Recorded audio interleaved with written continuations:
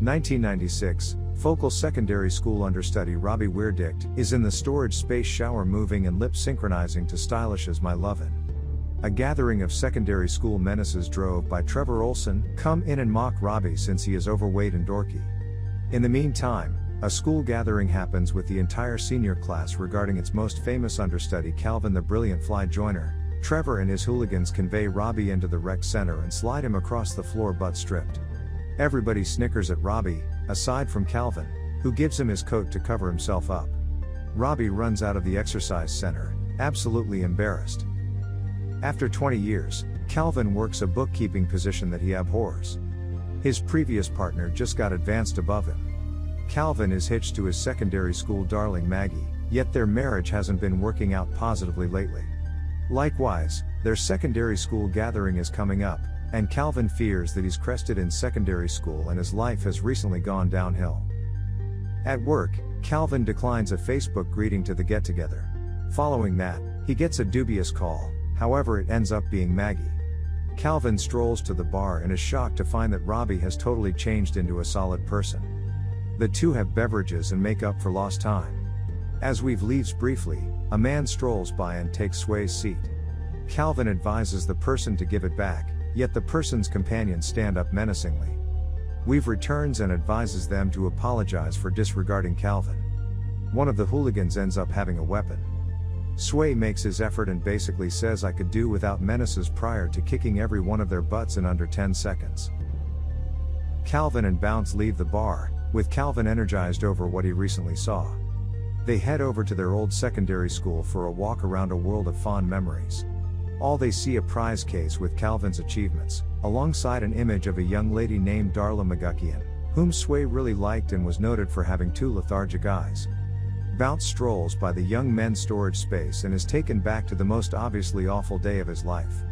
Calvin solaces him and pulls him away from that point. The two then stroll back to Calvin's home.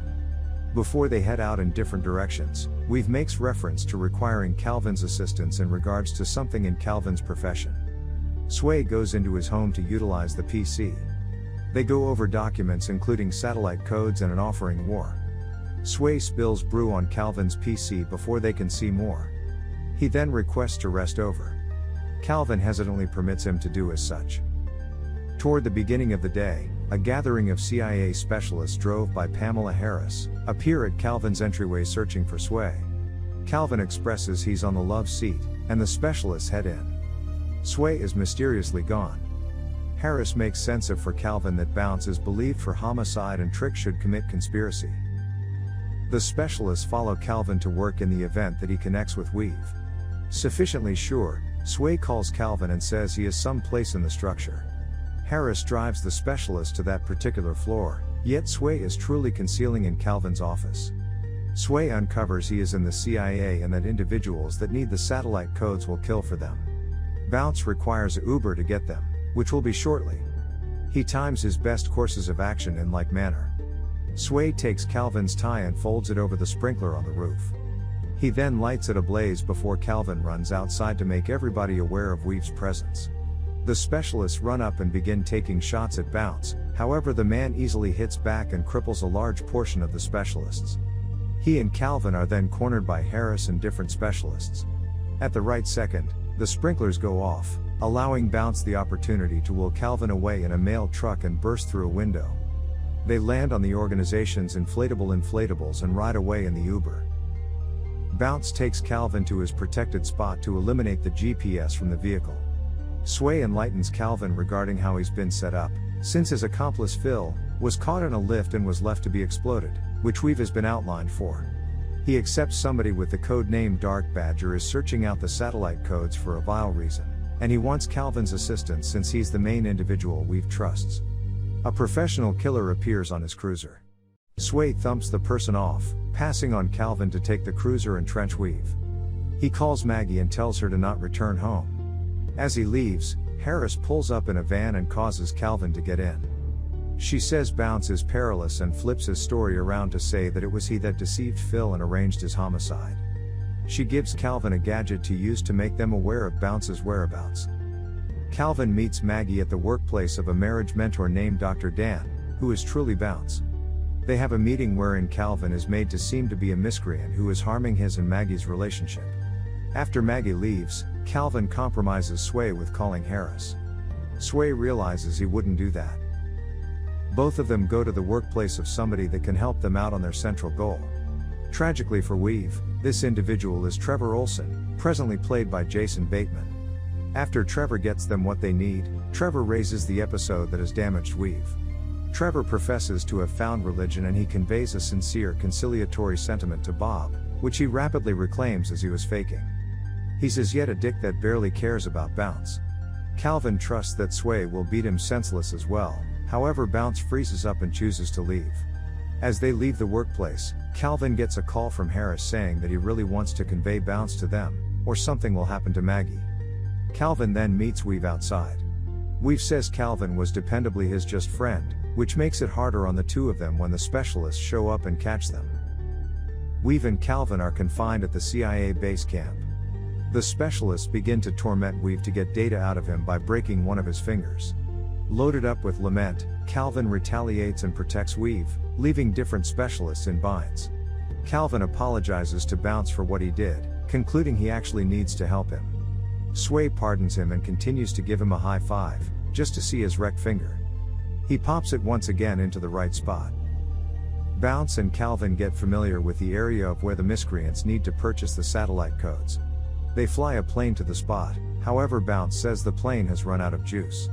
They head in for an accident arrival. Calvin communicates his lament of not being a dad. Bounce then pulls the plane back up, having faked the circumstance to get Calvin to communicate his apprehensions under intense pressure. Bounce heads into the purchase alone, telling Calvin, "I'll see you on the opposite side," which is exactly the same thing he told Phil before his passing. Calvin then spots Harris appearing at the area, driving him to believe she's Dark Badger.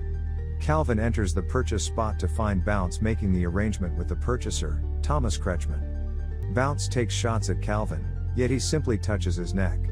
The genuine Dark Badger arises to make a deal. It's Phil, guaranteeing he has the genuine satellite codes.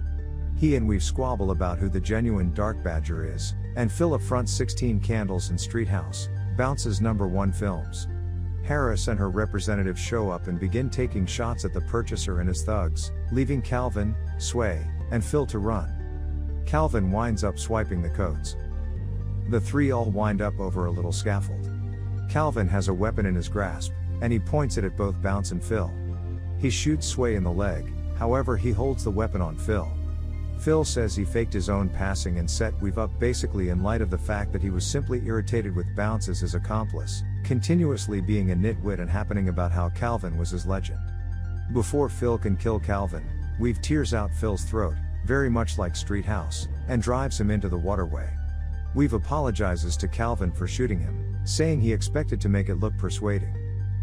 The folks hand over the codes to Harris, who says thanks to them for their assistance. With Bounce's name cleared, Harris has them taken to the gathering in a chopper. The two show up and meet Maggie. Calvin vows to make things work between them. The three enter the get-together. Another prom ruler is declared, and it's Weave. Calvin tells Maggie he hacked into the school's democratic framework and offered him the honor. Trevor and his pals go up to ridicule Sway, yet he will not have any of it, and he gives Trevor a punch that he's had coming for a considerable length of time. Bounce goes in front of an audience and gives a discourse expressing that he's come to acknowledge what his identity is and recognizing Calvin as his companion. He then continues to take his garments off, as of now not embarrassed about himself. The others cheer him on. Sway is then drawn closer by Darla McGuckie and Melissa McCarthy. He removes her glasses, guaranteeing she is wonderful as she is. Months after the fact, Maggie is pregnant with her and Calvin's most memorable youngster. Sway shows up to choose Calvin up to hang. He gives Calvin back his coat that he allowed him 20 years sooner. The two then head off. If you enjoy the video, subscribe to the channel and like the video. Let us know how we did in the comments. See you in the next video.